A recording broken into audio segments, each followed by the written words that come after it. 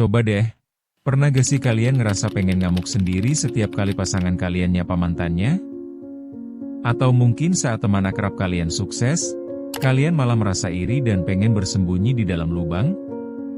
Cemburu itu kan kayak tamu tak diundang di rumah kita.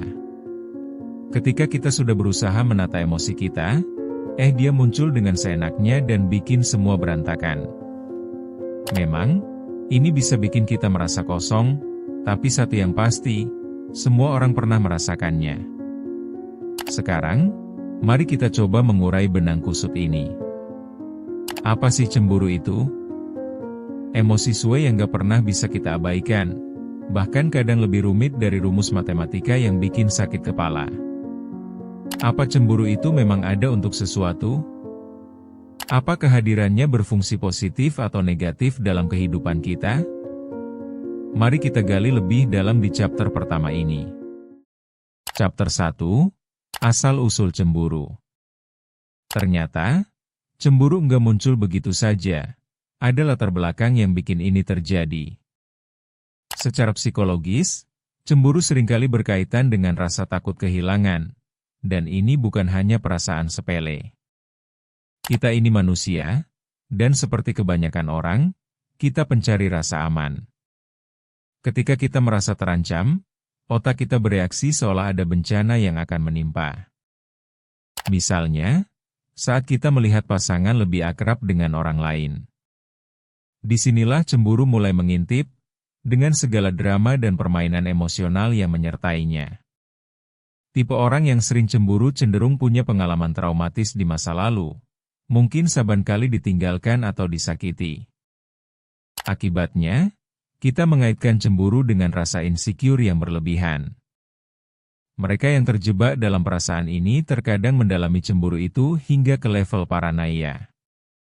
Cemburu itu ada karena kita butuh pengakuan dan penguatan dari orang lain dalam hal cinta dan perhatian. Jadi, bisa dibilang, cemburu itu bukan sekadar emosi, melainkan sinyal bahwa kita memerlukan keamanan dalam hubungan. Chapter 2, Cemburu dan Hubungan. Hubungan itu kayak tanaman, butuh perhatian dan perawatan. Tapi, pernahkah kalian melihat bagaimana cemburu bisa menjadi racun bagi hubungan? Ketika kita sering merasa cemburu, bukan hanya diri kita yang terpengaruh, tapi pasangan juga. Misalnya, saat pasangan tidak sengaja ngobrol dengan mantannya dan kita mulai paranoid. Itu bisa bikin suasana jadi berat, kan? Ada kalanya kita bingung akan batasan antara perhatian dan penguasaan. Cemburu seringkali menyukarkan komunikasi dalam hubungan. Kita lebih memilih menghindar daripada berdebat, dan parahnya, hal ini bisa bikin kita menjauh satu sama lain. Dari satu insiden sederhana, bisa berujung pada ketidakpercayaan yang berkepanjangan. So, penting banget buat membahas isu ini dengan jujur dan terbuka. Dengan begitu, hubungan akan tetap sehat dan saling menghargai, bukan hancur dalam kesalahpahaman. Chapter 3, Budaya dan Cemburu. Dalam banyak budaya, cemburu sering dipandang sebagai tanda cinta. Di beberapa tempat, semakin cemburu seseorang, semakin dianggap mereka mencintai pasangan. Ada anggapan bahwa cemburu adalah bukti kepemilikan emosional. Ini jadi dilema, karena membawa pengertian yang salah bahwa cinta harus memiliki. Bayangkan, di satu sisi kita diajarkan untuk mencintai dengan bebas, sementara di sisi lain, ada norma yang menganggap cemburu sebagai bentuk cinta yang sejati.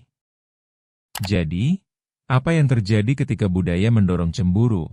Sementara dalam hati kita tahu itu bisa berbahaya? Kita dihadapkan pada pilihan, mengikuti norma yang berlaku atau mengikuti suara hati kita yang lebih tulus. Cemburu bisa menjadi bumerang jika kita tidak memahami esensinya. Kita harus banyak berpikir agar tidak terjebak dalam siklus negatif yang berawal dari sebuah rasa yang seharusnya indah. Chapter 4, Manifestasi Cemburu. Selanjutnya, kita bahas tentang tanda-tanda cemburu. Ada orang yang mengekspresikannya lewat perilaku agresif, seperti mempertanyakan setiap langkah pasangan. Ada pula yang lebih subtel, misalnya merasa tidak nyaman ketika melihat pasangan berbagi waktu dengan orang lain, terutama saat itu adalah teman lawan jenis. Intinya, cemburu bisa memicu reaksi berlebihan yang kadang sulit dihindari. Kenapa bisa begitu? Emosi yang tidak terkelola bisa mengarah ke konflik yang berkepanjangan. Dalam situasi ini, kita sering lupa mencintai diri sendiri dan terjebak dalam siklus negatif. Ini bukan hanya merugikan diri sendiri, tetapi juga pasangan. Dan, inilah yang bikin cemburu jadi masalah besar dalam banyak hubungan. Kita bisa jadi terasing, berlarut-larut dalam perasaan yang justru menjauhkan kita dari orang yang kita cintai. Chapter 5, Mengatasi Cemburu. Akhirnya, saatnya membahas cara-cara untuk mengatasi cemburu. Pertama, penting banget untuk mengenali perasaan kita sendiri. Kita perlu memahami akar dari emosi itu. Kedua, komunikasikan segala bentuk ketidaknyamanan kepada pasangan. Ini bukan hanya tentang kita, tetapi juga tentang dia. Ketiga, jangan lupa untuk melakukan refleksi diri. Apa yang bikin kita cemburu?